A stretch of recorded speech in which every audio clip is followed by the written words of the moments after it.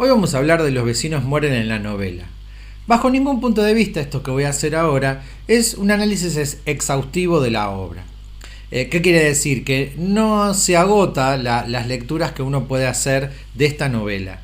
Lo que yo siempre comparto con ustedes es líneas de lectura. ¿Qué son las líneas de lectura? Aquellas cuestiones que se ven, que se van viendo desde el principio de la novela hasta el final, o no, o puede ser en parte de la obra, ¿sí? Pero que son importantes porque eso me dan la pista como para darme cuenta de otras cosas, ¿sí? La novela está escrita por Sergio Aguirre, que es un autor contemporáneo, es decir, está vivo todavía en nuestros días, es un autor que escribe para literatura infantil y juvenil, y bueno, nació en Córdoba en 1961.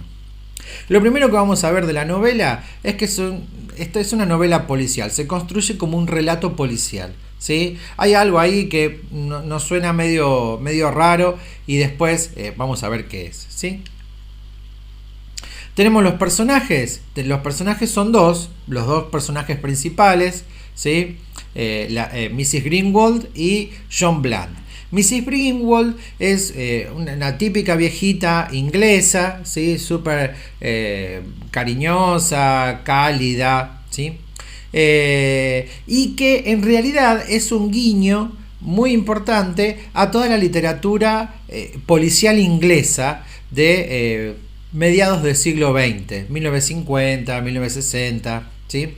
Al autor especialmente Agatha Christie. Agatha Christie tenía muchísimos personajes que resolvían crímenes y uno de esos personajes era una viejita que se llamaba Miss Marple, que mientras resolvía crímenes tejía cosas para sus nietos. Entonces esta Miss Greenwald directamente es un homenaje a toda esa literatura. Y tenemos al señor John Bland, que es un escritor de novelas policiales. Entonces de alguna manera va a ser como una novela que cuenta cómo hacer una novela policial, ¿no?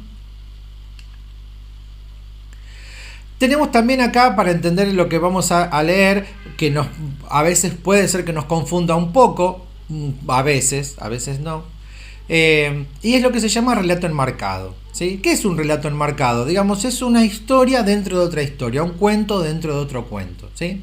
Y esto vamos a encontrar lo que se llama, por ejemplo, historia A va a ser la novela, va a ser la historia entre John Bland y Miss Greenwald, no Miss Marple, Miss Greenwald, ¿sí? Entonces, Mrs. Greenwald. Entonces, mientras ellos están charlando, esa va a ser la historia, ¿sí?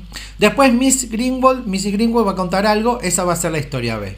Vuelven, luego de contarle esa historia B, vuelven a charlar John Bland y Mrs. Greenwald. Luego viene la historia C, que la va a contar John Bland, y así sucesivamente, ¿sí? Para que nos demos cuenta. ¿Cuál es el relato marco? Va a ser el encuentro entre Mrs. Greenwald y John Bland, ¿sí? ¿Cuál es el relato enmarcado? Justamente el que se cuenta, ¿sí? Entonces hay un uso muy importante del relato enmarcado. Luego las palabras en negrita, que son justamente esa tipografía que ustedes están viendo ahora, ¿sí? ¿Quién dice esas palabras en negrita? Y sobre todo, ¿qué significan esas palabras en negrita? ¿No? Entonces acá hay un juego con ese narrador, ¿sí? Que es un narrador que está con los personajes, pero en realidad no está con los personajes, está por encima de la trama, ¿sí? Entonces ahí también hay un juego con el tema del narrador. Y lo que les pido es que traten de no leer nada, o sea, no busquen en internet, no busquen en ningún lado hasta que terminen de leer la novela. Cuando terminen de leer la novela, busquen todo lo que ustedes quieran. Pero traten de guardar ese suspenso hasta el final, porque que igual el final es para discutir. Así que les dejo acá este pequeño adelanto de lo que va a ser la novela y entonces ojalá que la puedan disfrutar. Nos vemos.